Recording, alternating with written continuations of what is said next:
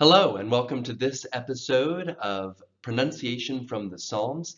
We found that the first video seemed to be very helpful for people practicing their English, and so it's a joy for us to continue this class in a digital format. Of course, we wish we could be with you in person, but I understand these times call for different adaptations, and so we're grateful for the chance to help you with your English fluency and pronunciation in this format.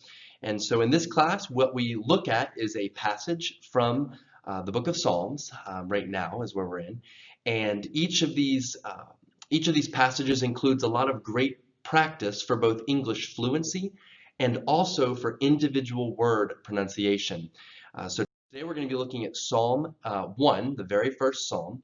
And one of the reasons why I love the Psalms is not just because of their encouraging content, but also for the English learner. It's filled with great short phrases, and it usually is easy to just pick apart one sentence at a time and practice. But then you can also read it in flow because you'll notice even as it's structured, it's actually poetry. And so it's helpful for many reasons for English speakers, especially as we practice rhythm and fluency along with pronunciation. So the way that we normally do this is we will walk through line by line, and I will read it for you. And then you just repeat it to yourself, trying your best to reflect my intonation and the way I pronounce things. After we go through the whole text doing that, I'll circle back and I'll interact with the text as well, addressing particular areas of pronunciation concern that maybe you may have. In addition to this class, again, I'll mention it now, we have a discussion class that talks about these exact same Psalms on Sunday mornings at 9:30. And so if you're interested in joining us for our Discovering Truth study on Sunday mornings at 9:30 a.m., you can find the link to that on our website, intlconnections.org.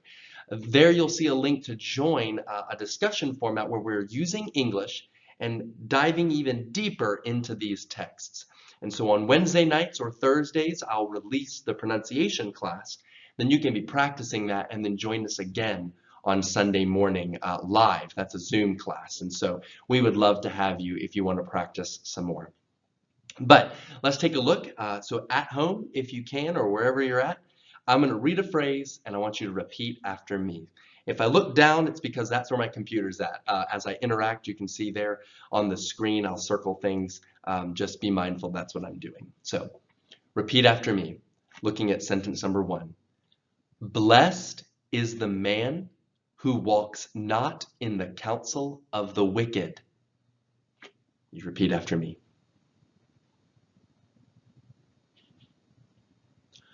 Nor stands in the way of sinners.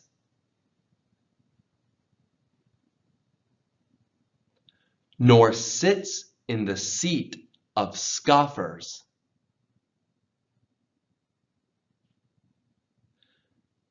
But his delight is in the law of the Lord.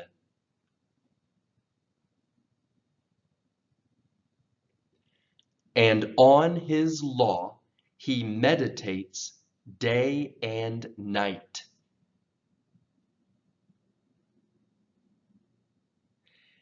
He is like a tree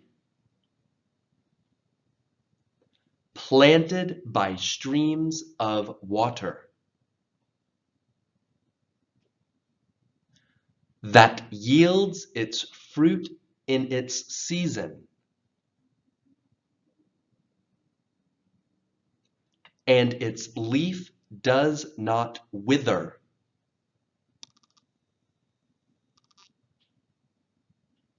In all that he does, he prospers.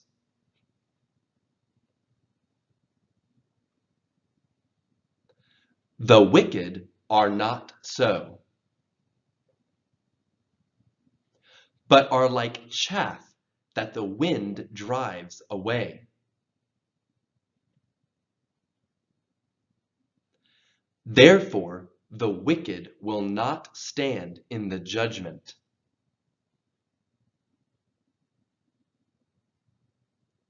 nor sinners in the congregation of the righteous.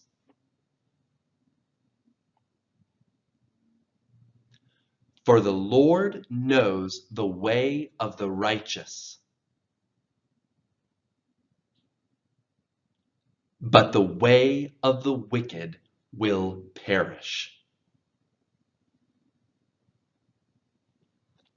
All right, so let's circle back to the top and let's first go through and define some words for you.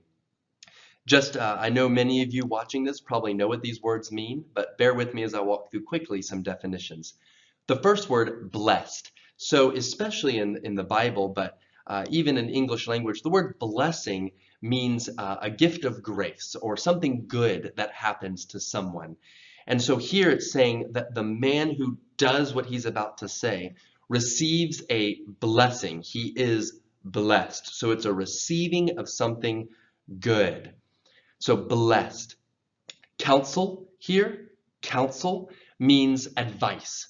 So the wicked are providing some type of advice, and we'll talk about the meaning here in a moment. Counsel just means advice or direction. Way here, so in the way, sometimes way has the idea of route or path. Here it does mean that, but when it says stands in the way, it means blocking. Actually, no, I'm sorry. I said that backwards. Here it means in the way of, so it's not a blocking, but rather you're standing in the same path that a sinner would take. So here you have the concept of you're moving through life and you're following a particular path. What I meant to say earlier was sometimes saying standing in the way of means that you're blocking them. So for example, if you were coming to the bus stop and I stood in front of you, you could say, I couldn't get to the bus stop because this person was blocking me. They were standing in the way. Here, that's not what it means. Here it means you're standing, meaning you're following in the path of sinners. And so we'll get to that a little later. Similar kind of meaning here, sits in the seat of scoffers. So that means being like the scoffer, sitting in the same position therein. One thing I wanted to mention, you may be wondering at home, even as you read this, why is this capitalized? L-O-R-D. In English, we have L-O-R-D, or even lowercase L-O-R-D. Lord in English just is an honorific title. So you can think about barons and kings of old, and they would maybe be addressed with the title Lord. And that title simply is a title of respect. And so similarly in English, when we refer to God, especially as Christians, we will often use terms of respect like Lord or even Master sometimes. And we'll capitalize here, capital L, would normally indicate specifically. We're not talking about any old Lord, we're talking about the Lord. Here, that capital L, capital O, capital R, capital D, that actually is a pointer. It's telling us something about the meaning behind the text. You may be aware that English is not the original language of the Bible. The Old Testament was primarily written in Hebrew, and the New Testament was primarily written in Greek. And so here, there's actually a unique Hebrew word behind this word, and it's the Hebrew word for the name of God, Yahweh. Well, whenever the Hebrew scribes would write down the name of the Lord, they would not want to transcribe the exact vowel patterns and things like that, so they would use the vowel patterns of the word Adonai, which means Lord. And that practice of addressing the Lord not by his name because he's so holy, and instead using an honorific, came over into English. But we use capital L, capital O, capital R, capital D, this Lord here. Anytime you see that, that's the specific name that God gave his people to address him. It's a personal thing. So it's not merely an honorific, it's actually his name, but as a sign of respect, even double respect, we use the word Lord and then we capitalize the letters when it's his name. So just a little bit of history there. Next one we'll take a look at here. Let me erase this. Next word, meditate. To meditate here, meditate, it means to think or to ponder deeply. So it's not just thinking about for a moment, it's thinking about letting it sit in your mind, maybe even figuring out ways that it applies to you, changes you need to make in your life in response. That's what the word meditate means. It means to ponder deeply, to fill your mind with something. The next couple of words I think you understand: tree, planted, water, yields its fruit in season. One here is wither. Wither. It's not a word we use very often. If something withers, it means it kind of dries up and dies. So you may refer to a plant that hasn't been watered for a long time. Its leaves become dry, crackly, and then bends up. We would say that that plant has withered. You can also sometimes refer to even body parts that may be diseased and maybe they decay and get smaller. We'll say, oh, it withered. It's not a very common term, but whenever you see the word wither, it means to dry up and to die, to lose its life, to lose its vitality. Opposite of that you would see is prosper. So to prosper means to have great wealth, but in English it doesn't mean to only have financial wealth. As a matter of fact, sometimes we say that people who have a great family, who have a great job, even if they don't make a ton of money, that they have prospered. Prosper just means to have wealth sort of in a well-rounded way. Of course, a very frequent use for the word prosper is financially. So maybe you have a lot of money, maybe you came into a lot of money. We would say that you prosper. You have fruit, you see fruit coming from your pattern of life. Wicked. Interesting word here. Wicked has a lot of different meanings, or a lot of different implications, I guess you could say. Here, wicked is referring to those who do not know God, those who do not follow His way. It's a very close relative of sinner, which we'll see a little later on. A sin, this is a bigger concept than we have time to address, but sin just means to miss the mark. So the idea is that God has given His law and that we have missed the mark. We haven't obeyed it. And the wicked are those who do evil, those who break God's law, those who miss the mark constantly, without feeling bad about it, without repenting and turning to God and asking for forgiveness. And so you'll see that as a theme that comes up in the Psalms, this idea of wicked and sinners. You can look at the world and see evil in the world. And you can say, look at the wicked things that are going on. Wicked here is can also be an adjective. So you can say someone is wicked, but it also is functioning as a noun here, saying the wicked. So those that are wicked. You can call governments wicked. You can call people wicked. But here it's referring to people specifically. Chaff. Chaff is also not a very common word for those of us who are not farmers. Chaff you can think of whenever wheat is harvested. Back in the old times, people would take the wheat and they would thresh it, they would beat it and then lift it into the air. And as they did so, the seed, the good part, would fall to be harvested. And then all the loose stuff that wasn't valuable would blow away in the wind.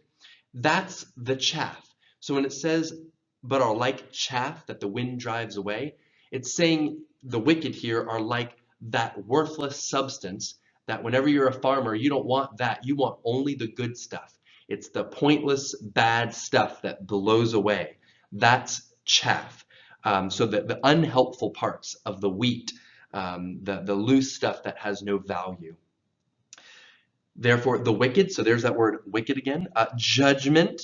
So the reason why I'm highlighting this, you may know what judgment means, but when it says the judgment, it's referring to a particular time. So the Bible often talks about God as the judge because He gave His law. He is the lawgiver, and He is also the judge of everything, and He is righteous and holy. And so there's a day coming, it says, when God will judge. And often we'll refer to that as the judgment day, or even more abstracted, judgment or the judgment. So it's talking about God's judgment here. So the root word there is judge, J-U-D-G-E. But whenever we make it into a noun, judgment, we take off that E, and so it just becomes judgment. Another word, congregation. Congregation, you may not know what that means. It means an assembly of people gathered together. Most specifically, congregation in English typically refers to gatherings of religious entities, not only Christian. You may refer to perhaps an assembly of various types of religions as congregations. So here it's talking about the assembly, the grouping together of a people, so congregation. It comes from the root word to congregate. So to congregate means to gather together, to be together. Con is a root word, I think, that means with. And so you can imagine it being a group of people that are together with one another. Righteous, here's an interesting word. Righteous means to be right, in right standing, or to be just. So it's funny, in English, right, when we say right and wrong, you can think of it like a right triangle. It's justified, it lines up, it's perfect. Same kind of root here, right.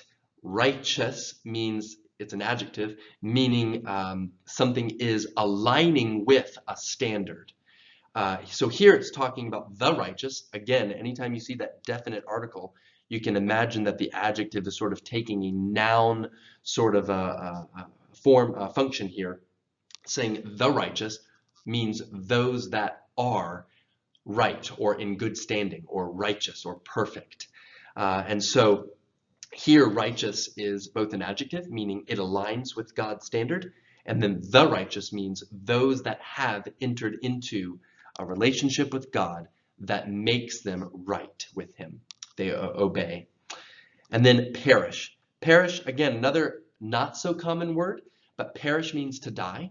But usually when we use the word perish, it means more than to die. You can think of it like a vast separation. To perish usually means it means to die, to expire. And so sometimes we do refer to food this way. So if you buy milk, you can say, is it perishable? Or perhaps canned goods. You buy canned goods because they're not perishable. They don't expire. Here it's referring to death, expiration of the human life. All right, so now that we've gone through kind of line by line and talked about some words, let's talk about some specific areas of pronunciation. One thing I want to mention, let's go back to this word blessed. Sometimes when you hear English speakers reading, occasionally they will draw out this ED sound and they will say blessed. They'll make it into two syllables. And I believe that is correct. You can do both. Blessed is the man, blessed is the man. So if you're reading English, especially poetry, sometimes the poetry makes sense, especially with the rhythms, if you pronounce that syllable.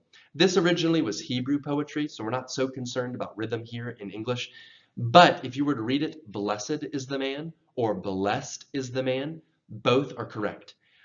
If you want to practice getting that D sound out at the end, it may be easier for you to pronounce it as two syllables, blessed.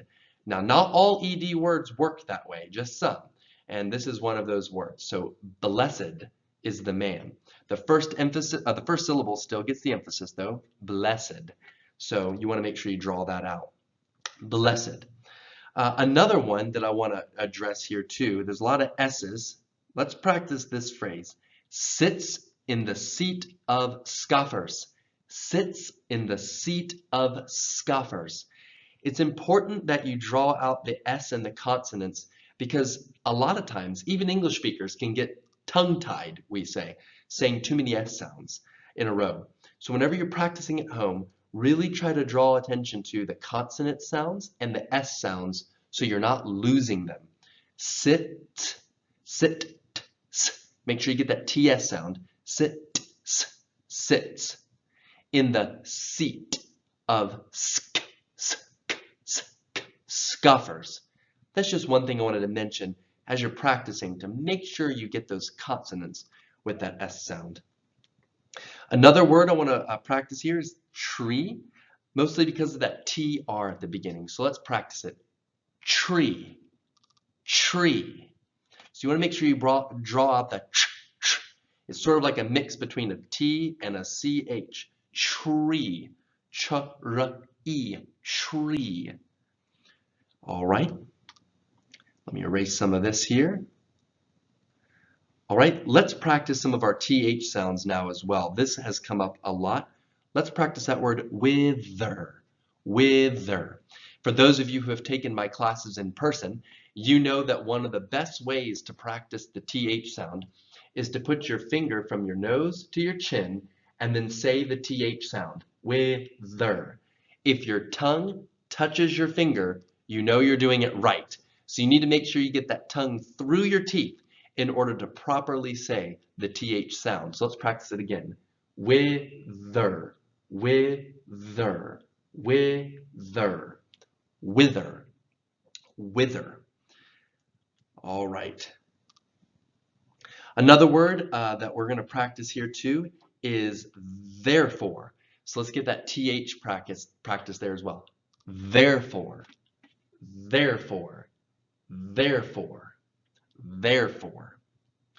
One that I want to back up and look at too is this word here, water. Now, you heard me earlier when I was practicing, I drew out the T. I said water. If you say the T like that, you're not wrong, but whenever we say a T, especially between two vowels, often the T reduces to a D sound. I believe that's called a vocal flap. I'm not entirely certain, I can't remember, but a lot of times it pronounces like a D sound. That's especially true when you see two T's in a row. So for example, in the word stutter, to stutter, you can say stutter with T's, but whenever you're speaking quickly, if you want to sound fluent, you would want to say stutter. I know that sounds crazy because that's a double T sound, but between two vowels especially, that double T will very often become a D sound. Stutter, stutter. Same thing here with water. If you say water really fast, you're not saying water, but your tongue gets pulled back just a little bit. Not right in front, not right behind your teeth, a little bit back, a little softer, water.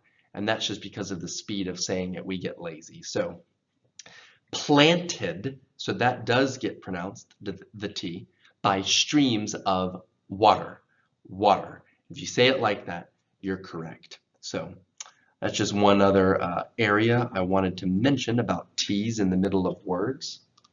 Another one is this sound, this word here, you see it several times, Lord. This is often a very difficult one because it has some hard sounds, the L and the R, and they're very close to one another.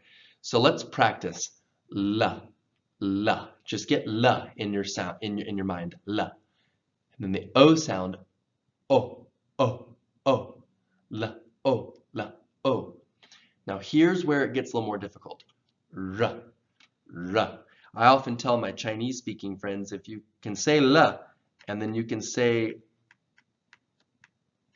D, and then put the R right before the D, that's a pretty close approximation of how to say the word. So L, R, D, Lord, Lord.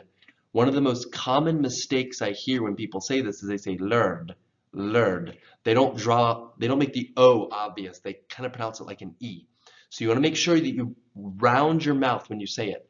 Lord, Lord, right behind your teeth. Lord, tongue halfway in the mouth. Lord, Lord. Yeah, that's a tough one. So you'll need to practice that over and over again until your muscles can remember how to pronounce it. Another one is L at the end of a word. So a very common one that gives us trouble is the word trouble. So that L-E at the end. Here you have E-L, but it makes a similar sound. Counsel. So the E-L, the E becomes like a schwa. So, sul, counsel, counsel. Trouble, trouble, trouble. If you want to practice it, I know it sounds strange, but just say tr-ba-la and say an sound after each one. Tr-ba-la. And then slowly replace that middle E sound or schwa sound with the correct vowel. Tr becomes trouble. And then you can even say at the end just to help your mouth say the L, and then over time just lose the So trouble, trouble. I often will do that in class and people will laugh. Trouble.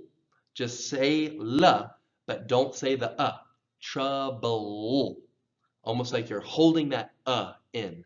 Trouble, trouble. Counsel, counsel, counselor. There's no at the end, but that can help your tongue get in the right place. So counsel, trouble. All right. Now what I'm going to do is I'm going to read through the whole psalm one more time. And then I want you to practice rhythm. I'll say each whole phrase together. I'll do it a little faster. And this time I want you to just listen for the rhythm, and then you can practice that at home and maybe on repeat as well. So listen as I read it, and then you can repeat after me. Blessed is the man who walks not in the counsel of the wicked, nor stands in the way of sinners, nor sits in the seat of scoffers. But his delight is in the law of the Lord, and on his law he meditates day and night.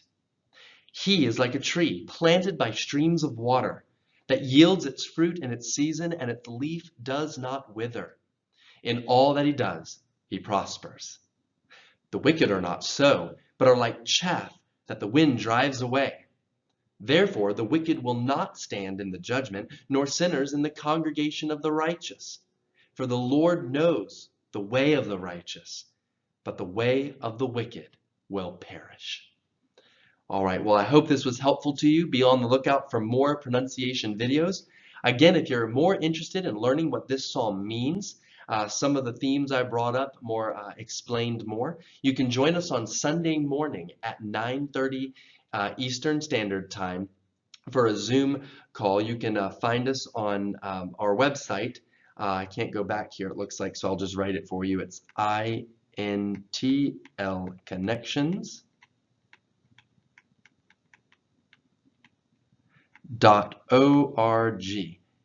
And you'll find our Discovering Truth study. There's a link there that has our schedule for what to expect, and then another link that has the ability to join the Zoom call. So just click that at 9:30 Eastern Standard Time on Sunday morning. And this coming Sunday, June 7th, we'll be talking about Psalm 1. So you can practice your English, come and practice some more, and we'll even be happy to take questions then as well. So look forward to seeing you. Hope you have a great rest of your day and a week wherever you are, and have fun practicing English.